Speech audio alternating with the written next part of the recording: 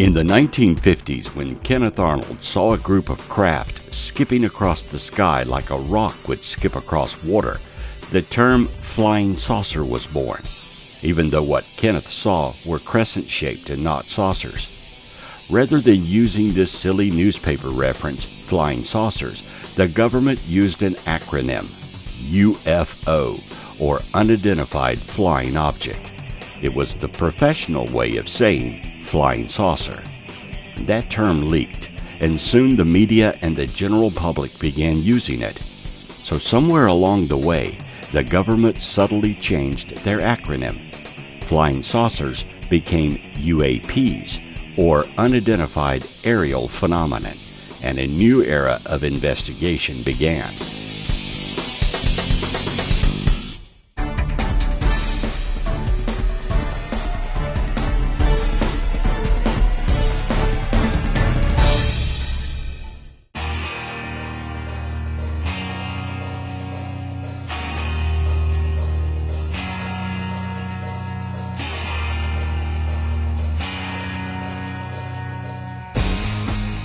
In the world of UFO research, terminology is important. If you do a Freedom of Information Act request, what you ask for is what you get, and only what you get. So the government periodically changes their acronyms to better hide information from the public. Today, if you ask for UFO information, you'll get articles and media information about UFOs, a term the government no longer uses. No one knew the government had changed the acronym, therefore no one was looking for the new term UAPs. Since the 1940s, the U.S. government has had several programs to study the UFO issue. Often the departments that do the studies change and shift around, and often they are tasked to different branches of the government. For years, UFO researchers looked to the Air Force for answers. After all, these things were being seen in the skies. It was something of a surprise when they discovered that the Navy, not the Air Force, had projects that examined UFO reports. Navy pilots were reporting UFO encounters at an alarming rate, so the Pentagon took action.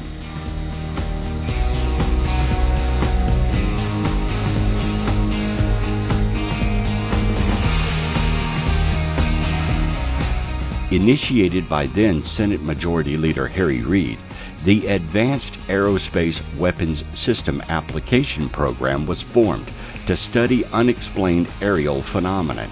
At the urge of Reid's friend, Nevada billionaire and governmental contractor Robert Bigelow, and with support from the late Senators Ted Stevens and Daniel Uni. The program began in the DIA in 2007 and was budgeted $22 million over its 5 years of operation. The United States Air Force facility, known as Area 51, is located in Reid's home state of Nevada. After the revived interest in the 1970s surrounding the crash that often is referred to as the 1947 Roswell incident, Area 51 was rumored by ufologists and conspiracy theorists to be the U.S. government's storage location for the crashed alien craft for study.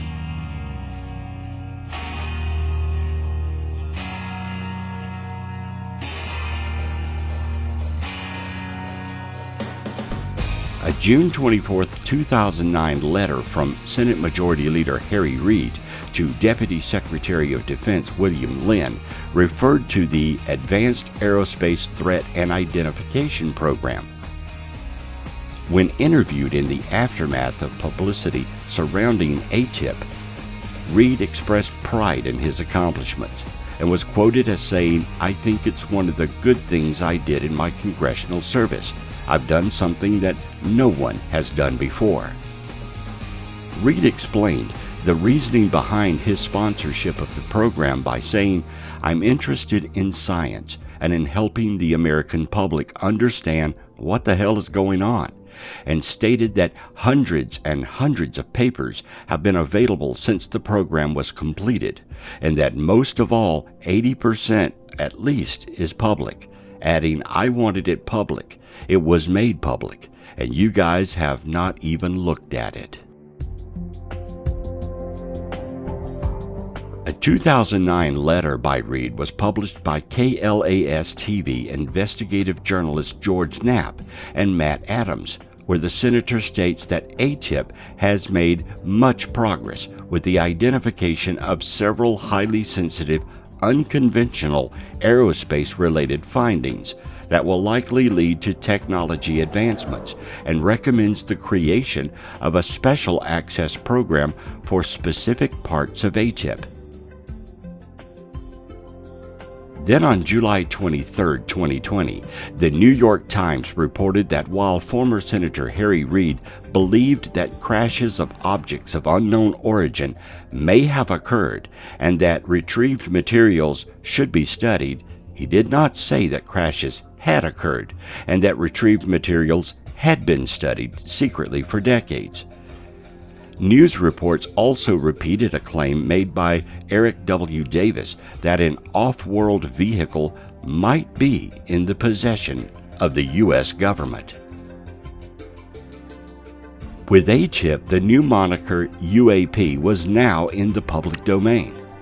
The revelation that indeed the Pentagon had been running a UFO program as far back as 2007 at least was a huge validation for the ufology community. For decades, ufologists had been saying there were secret programs, often finding tidbits of information about them through whistleblowers and other leaks from the government. Now they knew at least some of those leaks had been true. We still don't know how many other programs may have existed prior to 2007. The government has not acknowledged any of them. Other than the now famous Project Blue Book, the government claims there are no others. However, they claimed ATIP didn't exist until it was revealed in 2017. In 2020, the Pentagon finally acknowledged the existence of another program similar to ATIP called the Unidentified Aerial Phenomenon Task Force. The unclassified but previously unacknowledged program was made public during a June 2020 hearing of the Senate Select Committee on Intelligence. The program has been given classified briefings to congressional committees and aerospace executives for over a decade. Former Senator Reid stated in reference to the successor program, "It is extremely important that information about the discovery of physical materials or retrieved craft come out." While the Defense Department stated that ATIP was terminated in 2012 after acknowledgement of the program in 2017, the exact status of ATIP and its alleged termination remain unclear. Luis Elizondo, the man that ran the ATIP program, claimed that while the efforts government funded ended in 2012, the program continued with support from Navy and CIA officials even after his resignation. Reports in 2020 confirmed Elizondo's statement, along with reporting the existence of the U.S. government's successor to ATIP. Among the information that has been released by the program are several short videos of military jets encountering something they couldn't identify. The release of those videos were part of a campaign by Luis Elizondo, now working for the To the Stars Academy of Arts and Science, who said that he wanted to shed light on the program. The Navy confirmed the authenticity of the videos, stating only that they depict what they consider to be unidentified aerial phenomena. Susan Goh, a Pentagon spokeswoman, confirmed the 3 videos were made by naval aviators and that they are part of a larger issue of an increased number of training range incursions by unidentified aerial phenomena in recent years.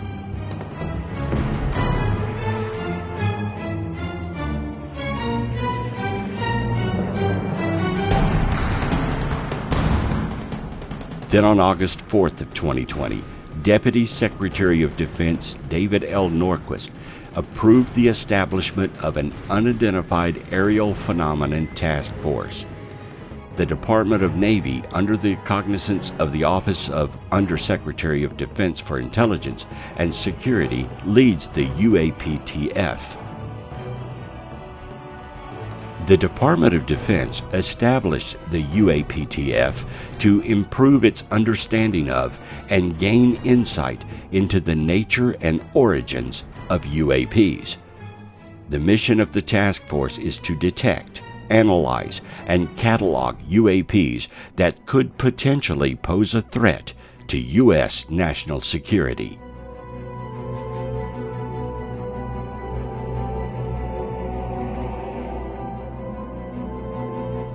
As DoD has stated previously, the safety of our personnel and the security of our operations are of paramount concern.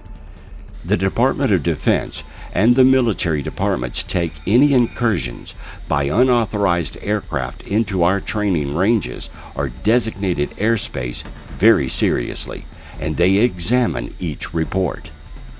This includes examinations of incursions that are initially reported as UAPs, when the observer cannot immediately identify what he or she is observing.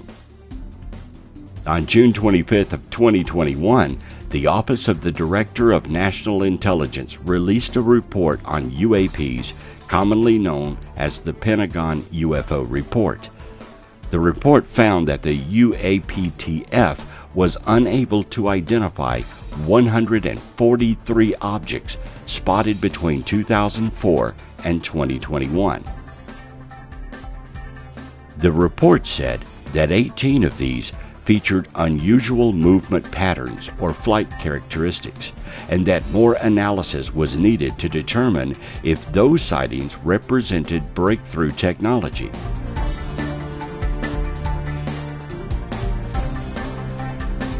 The report said that some of these steps are resource intensive and would require additional investment.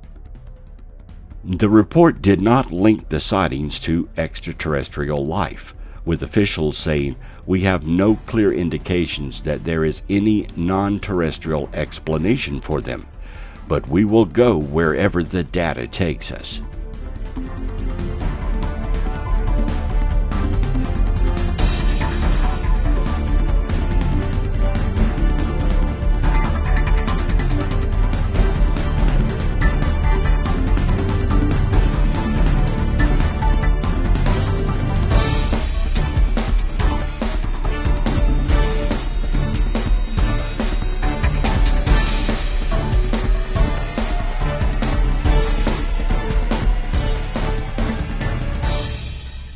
In what appears to be a complete 180-degree turn, the government appears now to be open to the idea that the UAPs could be extraterrestrial. That in itself is a phenomenal change in public policy. Unlike Project Blue Book in the 60s, the program does not appear to be a public entity designed to whitewash the subject and play it down. This program is focused on the threat UAPs may or may not represent, and the Navy takes this threat seriously. These programs so far have not entertained the notion that UAPs may be alien, though they admit the flight characteristics of many reported sightings defy any human-made propulsion or lift technology we use. There are no wings, no exhaust, no heat dissipation. They maneuver in ways that would kill a human pilot and fly with no jets, propellers, or any known method of propulsion, and at speeds we cannot achieve. Plus, they do not create a sonic boom when they exceed the speed of sound. At the moment, the task force is looking at this phenomenon as some new type of drone made by one of our adversary nations. If that is the case, then whoever is manufacturing and operating these craft have made advancements light years ahead of the United States. The list of countries that could be capable of creating some advanced aircraft is short. China and Russia are the top contenders.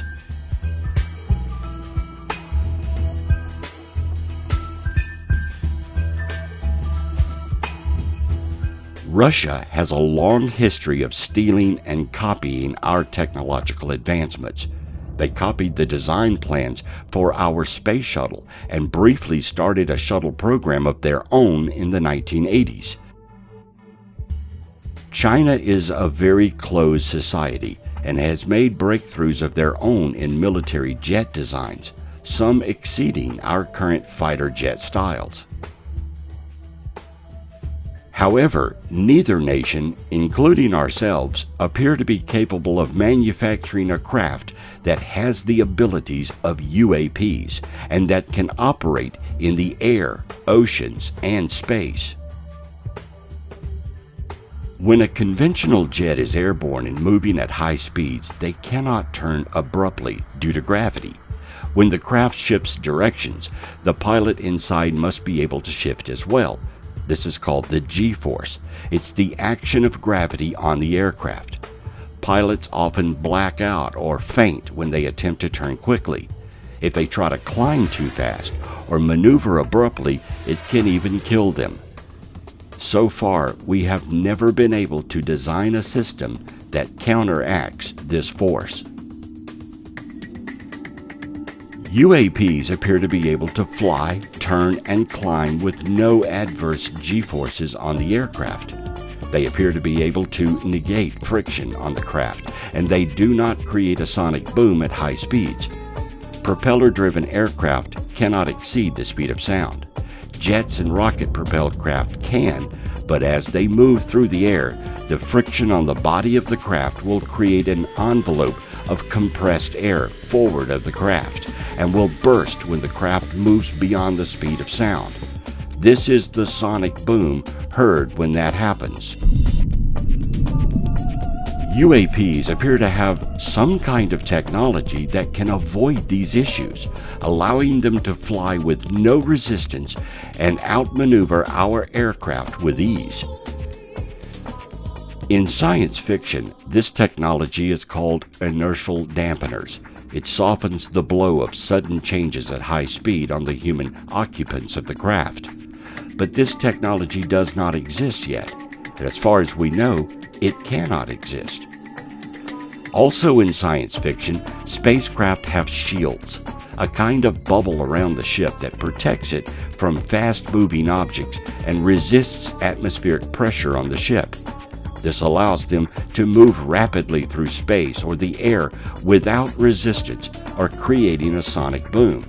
But again, this technology is fiction, and no nation on Earth has achieved any kind of shielding technology so far. If our jets had shields and inertial dampeners, then no missile could harm them, and they could maneuver like UAPs. We simply don't have these technologies yet. However, a more advanced alien race may have been able to invent these systems. If so, then the answer to what UAPs are is easily explained.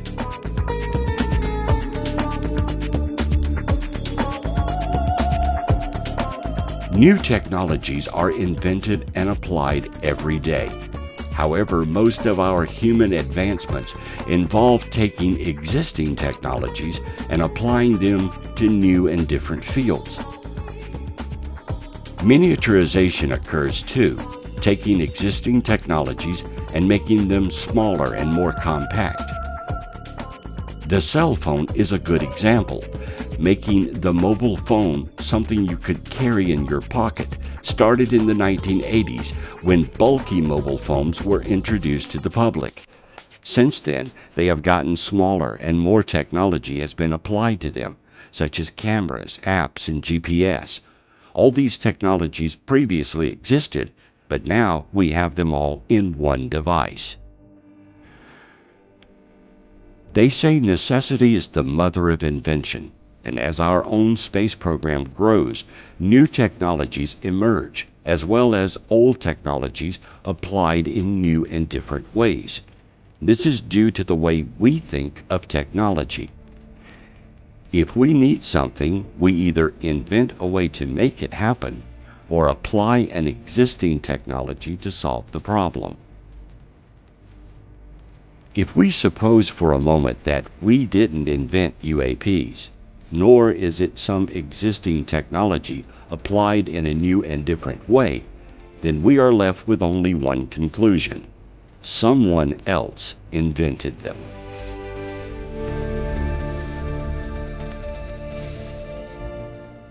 This brings us back to the idea that UAPs and UFOs must be the invention of someone other than humans. That would mean then that there are aliens. They are visiting us. They are manufacturing the crafts we often see but cannot reproduce.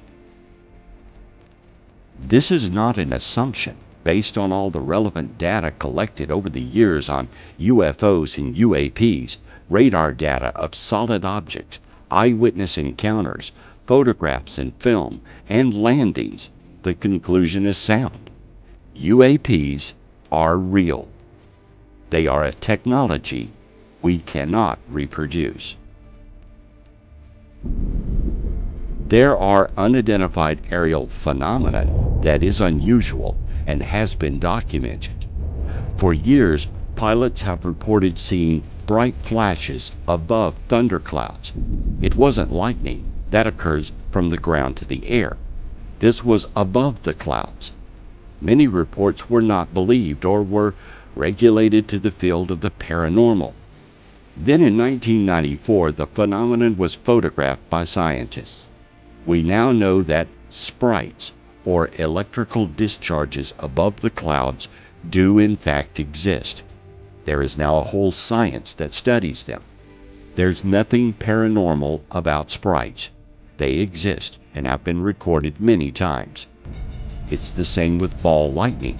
For years, that phenomenon was considered unreal. Now we know it is very real and happens infrequently. In fact, ball lightning has been used many times to try and explain away UAPs and UFOs.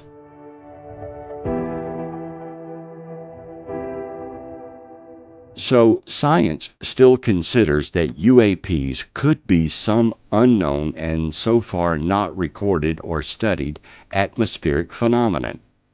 Though that is possible, it's unlikely an atmospheric phenomenon could produce a solid object or make the object maneuver in a way that defies physical science. However, since scientists have been proven wrong before, they remain cautious. Which brings us back to the discussion of aliens. Science needs fact and hard evidence to make a conclusion, so they avoid the alien theory until such time that they have an alien to examine or a flying saucer to study. Some say this has already happened, but those studies were conducted in secret, and therefore any results from those studies remains a mystery. Today, we have two similar studies: ufology, the study of UFOs, which leads more towards flying saucers and aliens, and now UAPology, the study of UAPs, which includes atmospheric disturbances and the possibility that some UAPs may be alien or foreign technology. The government and the military are actively engaged in the study of UAPology. It's no longer a secret. In fact, the military files a report to Congress every 6 months. The study of UAPs has been accepted by science, and they're open to the notion that some of the reported phenomenon could be alien, though they remain skeptical. Now, this is a major change in the acceptance of extraterrestrial life, and that some of that life may be visiting Earth. Scientists today believe that extraterrestrial life will be discovered and proven within a couple of decades. This will likely come in the form of microscopic organisms living on another world. But if it is proven that life does exist outside of our planet, then that means it exists throughout the galaxy and could even have evolved into a sentient and inventive species. It will prove that aliens most likely exist, at least to the scientists. Once this is accepted, then the study of aliens will not be far behind. Life on other worlds equals life of all kinds everywhere, even intelligent aliens. After all, we are alive and we are intelligent. The question will no longer be, do aliens exist? It will be, do they have the capability to travel across space and visit us? If UAPs are from another planet, then based on their technology, they probably are. UAPs can not only fly, they can also submerge. In fact, most UFO and UAP sightings are near bodies of water.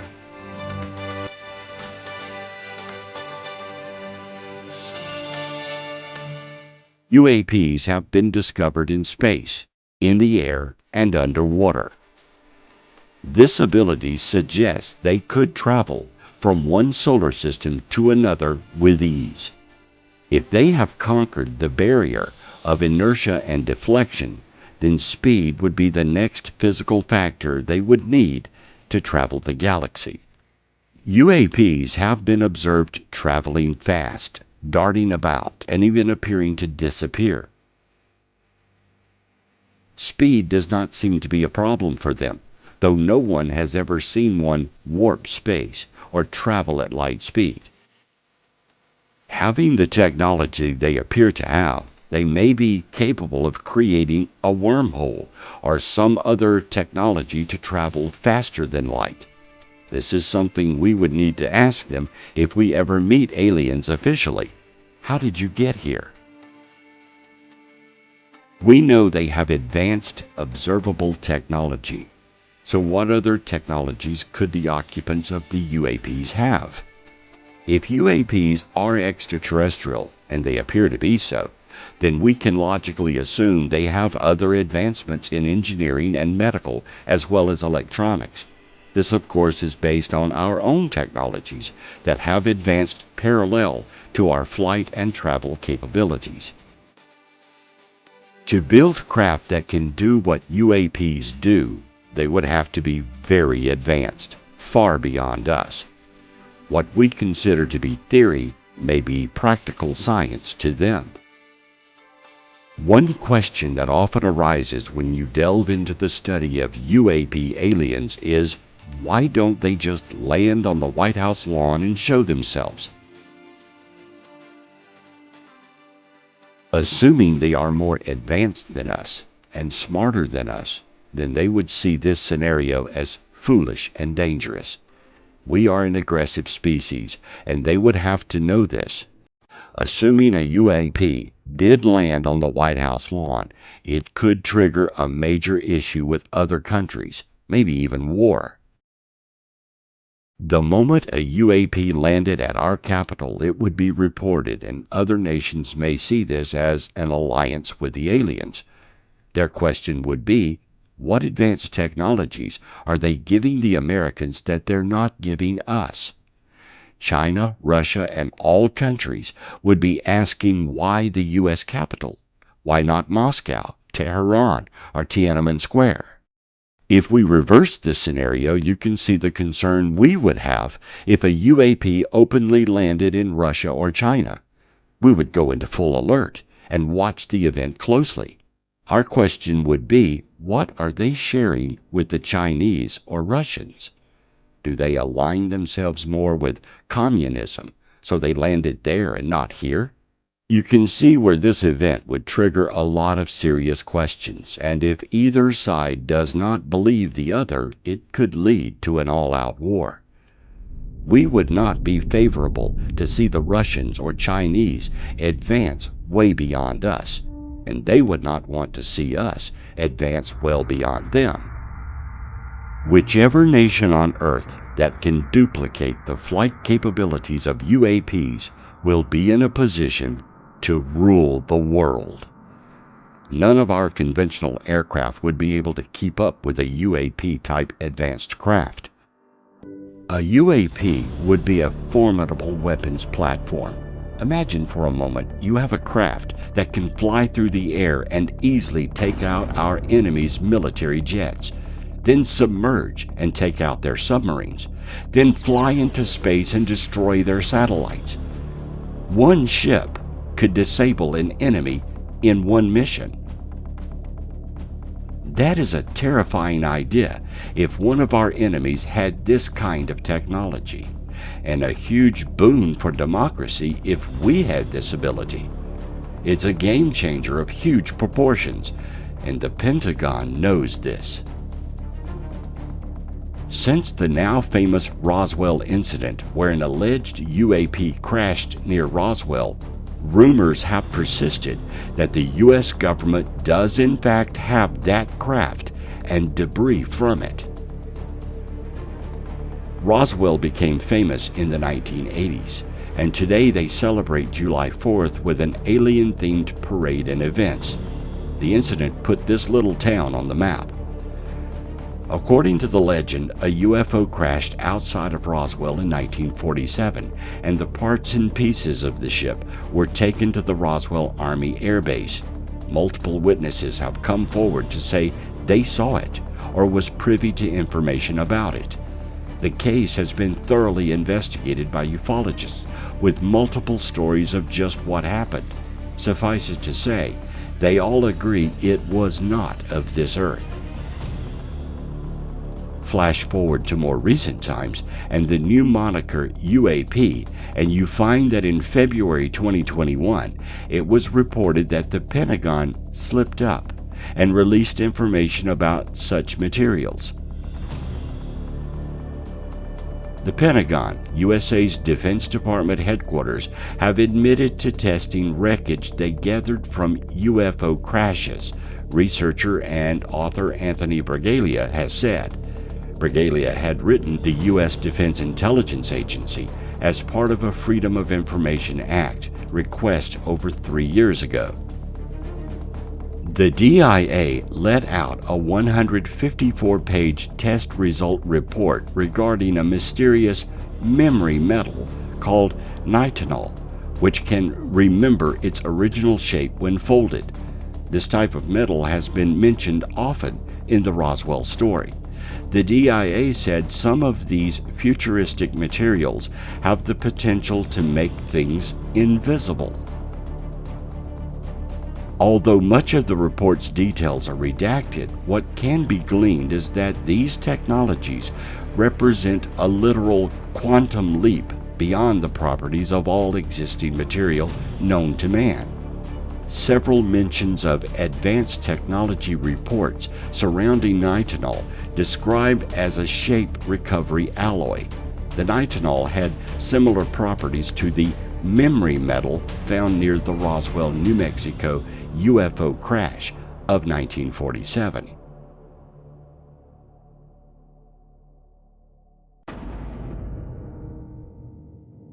The revealed documents have also said that the Pentagon was trying to test whether the metal nitinol could be integrated into the human body for health purposes. Robert Bigelow, the owner of Bigelow Aerospace, and has several contracts with the Pentagon and the government, has all but admitted his engineers have some debris from UAPs. He has spoken openly about the subject of UAPs and UFOs and has formed departments to study them. Bigelow Aerospace is just the kind of company the government would use to have material analyzed and evaluated.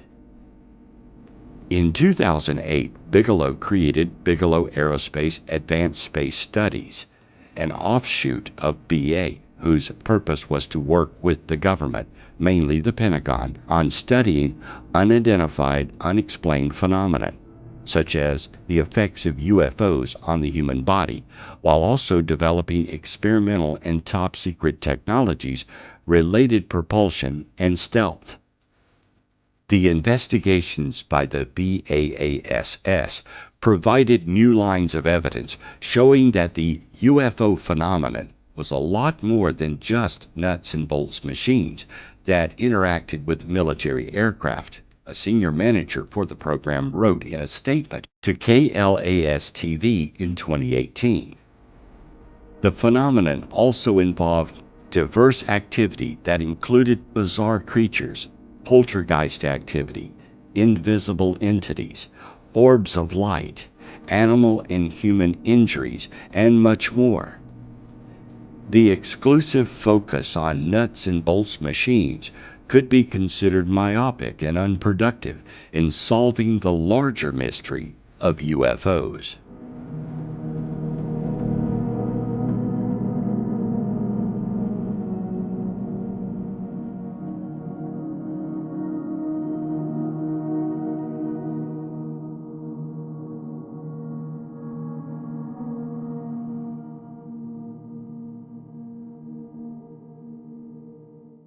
Philip James Corso served in the United States Army from February 1942 to March of 1963 and earned the rank of lieutenant colonel.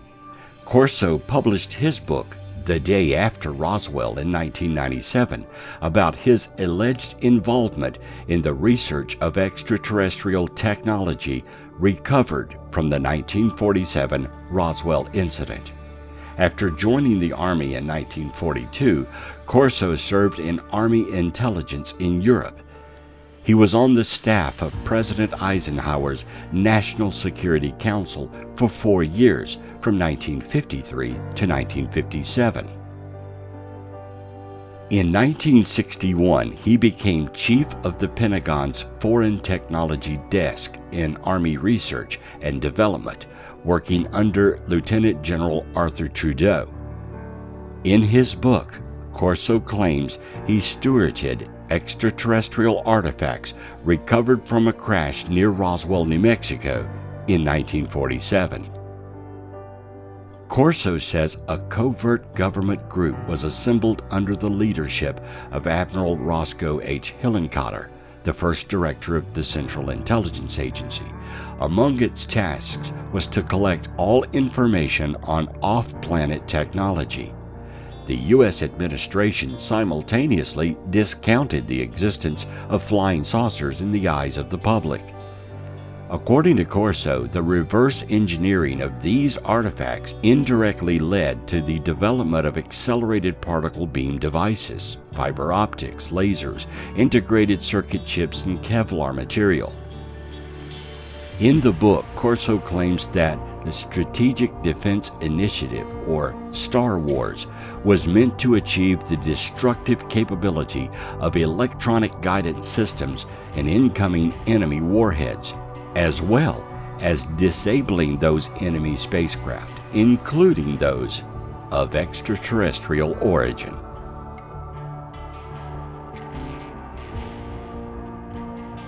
Corso died of a heart attack on July 16, 1998, a year later. Corso was a decorated military official and not likely to fabricate stories. He held high positions in the military and was in a position to know all about any debris recovered from a UAP. In fact, he would be one of the few people that had access to this kind of information. If there was ever any one military official you could bank on, Corso would be it. It's as if the ufology and UAPology communities are saturated with facts but can't seem to find the truth. Most in these communities appear to be waiting for the government to fess up. Nothing short of a government admission will do, and that may not be too far in the future. If you look at media leaks and outright admissions in the past few years, a new pattern of openness appears to be slowly emerging from the Pentagon, militaries, and the government. We may soon have an answer, or at least a non-denial from the government, that UAPs are in fact alien. Of course, when this happens, the media will pounce on the government and demand to know why this historic and earth-shattering information was not released earlier, something the government would like to avoid. So it appears they are placing new information in the public domain at a snail's pace, hopefully to offset the impact when they do fess up. All of these secret programs being made public is a way to soften the blow. Politicians are coming on board to support such a revelation, including past presidents, senators, and even military officials. They are no longer downplaying such an admission and appear to be actively promoting such ideas. President Clinton openly speaks on the subject and admits while president he tried to get to the bottom on the issue. President Obama also admits to looking into the subject, and President Trump was asked directly and admits to being briefed on the subject, though he was not convinced. Advisors to past presidents have also openly admitted to delving into the issue of UFOs and UAPs. Britain began releasing their UFO files years ago, and now China, Russia, and other countries appear to also be keeping the subject open. Russia has a similar program to our programs. Canadian officials have openly admitted to studying the subject, and they too are willing to entertain the extraterrestrial theory. It's as if all the arrows are pointing to aliens, but no one wants to be the first to say it's alien. Over the past few years, ufology groups and individuals have been working hard to get the government to release all information they have on UFOs and UAPs, and to disclose the existence of aliens, if indeed the government does know they do exist. There is a lobbyist in Washington working to press officials to disclose what they know about UAPs. His name is Steve Bassett. Dr. Stephen Greer is also working to disclose, and the newly formed To the Stars group is responsible for some of the leaks in recent years. Press conferences are also called when some new UAP information is released, and congressional committees get briefings on the subject now. We have moved into a new era with the change from UFO to UAP. With this limited openness that appears to be forming, and how sightings are reported often, they do not get the tongue-in-cheek laughter that the reporters used to give the subject.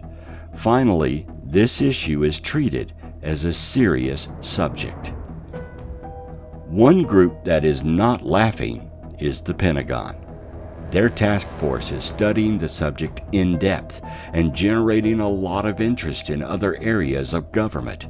They're also being more open about what they find. But the Navy is not just concerned with UAPs. There is yet another type of UFO that only recently has garnered attention. And like UFO sightings, this one has been going on for a long time. This is the subject of USOs. A USO is an unidentified submerged object. Naval ships, submarines, and aircraft have spotted UAPs not only flying, but also entering the water and traveling submerged. Investigators have claimed leaked photographs taken by the U.S. Navy show UFOs hovering over the Atlantic Ocean. Researchers believe the black and white images were taken from the USS Trepang, SSN 674 submarine in March of 1971 and show evidence of UAPs. The pictures are said to have been taken from the U.S. submarine on its journey between Iceland and islands off the coast of Norway. One report logged in April of 2019 states that an object resembling a small white boat flew up out of the water near Imperial Beach, California at about 500 feet. the object promptly flew south at a very high rate of speed. In 1973, the USS Wasp, an anti-submarine vessel, tracked a USO for days during an exercise. The object was capable of moving at high speeds under the surface. A sonar operator on one of the destroyers reported to his bridge that one of the submarines had broken formation and gone off in what appeared to be pursuit of some unknown object. The operator did not, of course, know if this was a plant, since the maneuvers they were engaged in were exercises designed to train personnel in detection of enemy craft. However, this operator's report was not all within the limits of any such simulation. The troubling thing about this USO was that the object was traveling at over 150 knots.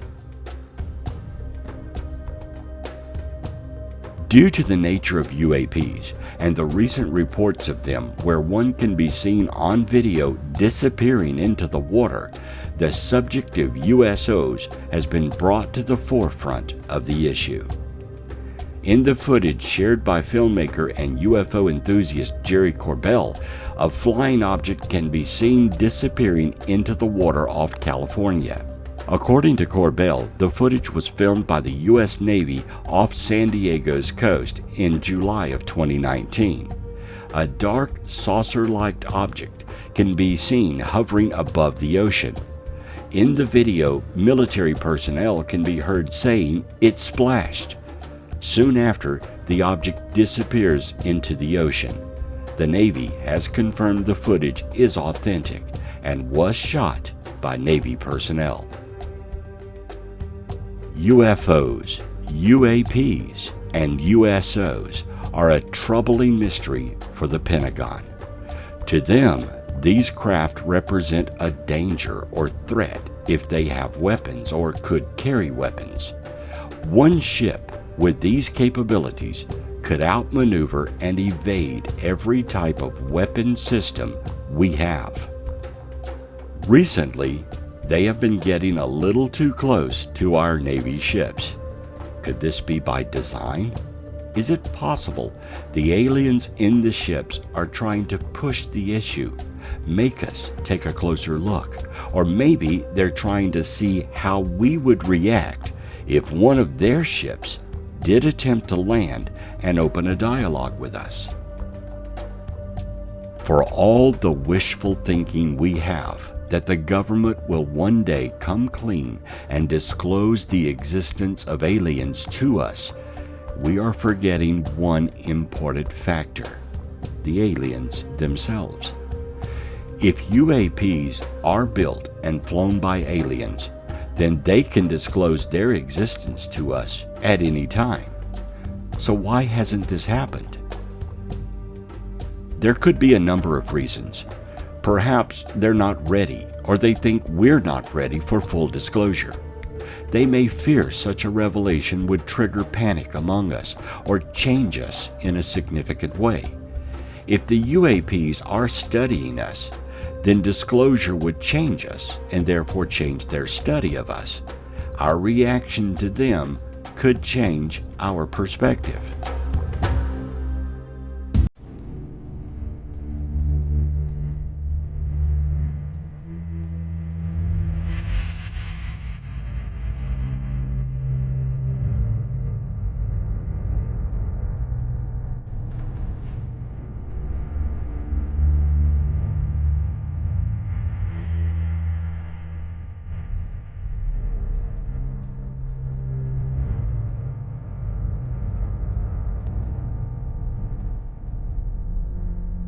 They may fear us. After all, mankind has a long history of atrocities and war. Or it could be that they simply don't care. We think of ourselves as a diverse and unique species and worthy of attention. They may not agree. Sure, it's a blow to our collective egos that aliens would not find us fascinating, but the truth may be that simple. Or we may be part of some elaborate experiment they are conducting, and they don't care about us, but do care about our genetics for using us for their needs. If it's a social experiment, then they would leave us alone so as not to contaminate the exercise. If they want us for our genetic makeup or some other purpose, then again they would leave us in our natural habitat. Alien abductees have claimed for decades that this is why they are here, to take our genetic material and to breed hybrids, a mix of them and us.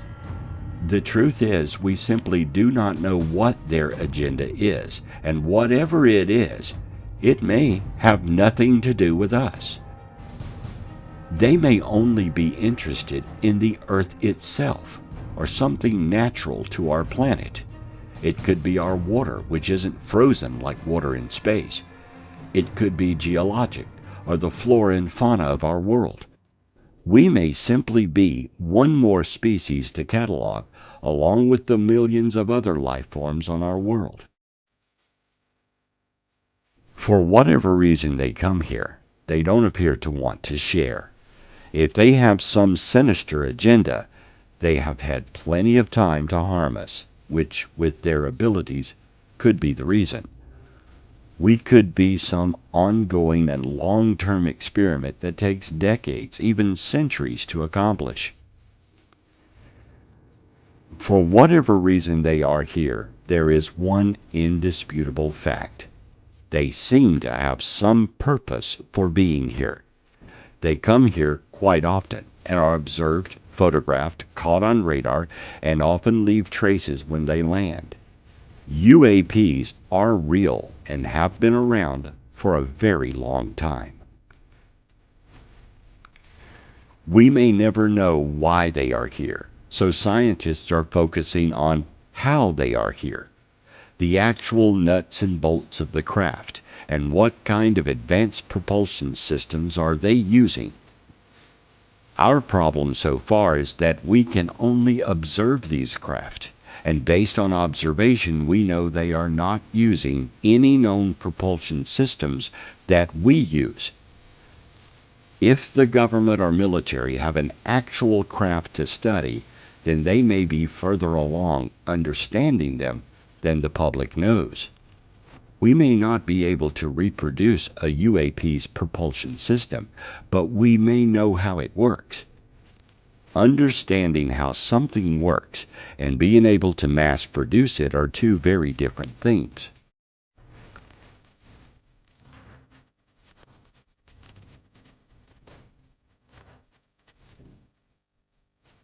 It's also possible that their propulsion system contains a vital component that can't be reproduced on Earth, or the necessary materials don't exist here. That would prevent us from using their technology. We may fully understand it, but we don't have what it takes to make one. Plus, we don't want any other nation to know how it works, because their scientists may discover a workaround and be able to simulate their engines without those components. So it's being kept a tightly guarded secret. During World War II, both the US and Germans were working on building an atomic bomb. The Germans were almost as far along to making one as we were. We got there first and ended a bloody war with it. That one invention changed the course of history. Whoever is able to get a UAP type engine to work will change history as well and redirect the course of our technology. Other inventions will emerge from this one discovery. It will change everything. Just as integrated circuits and chips changed and reformed our technology today, this new propulsion system will generate breakthroughs and changes in all technologies we currently use. The nation that gets there first and can manufacture UAPs will rule not only the world, but space as well. Humans will leap into a new future, and in time, everything will change due to it. That flying car you were promised as a kid, you may get it.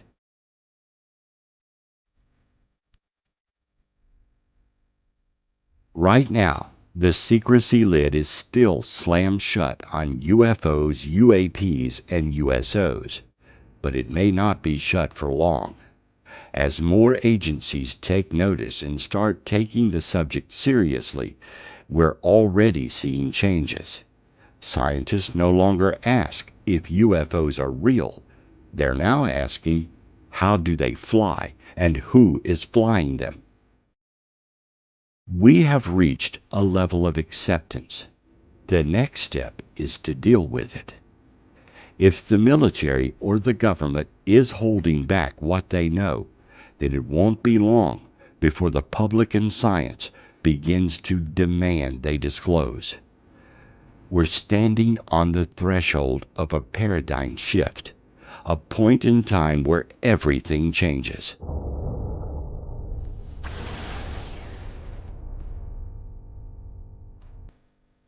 You and I will be alive to see this happen.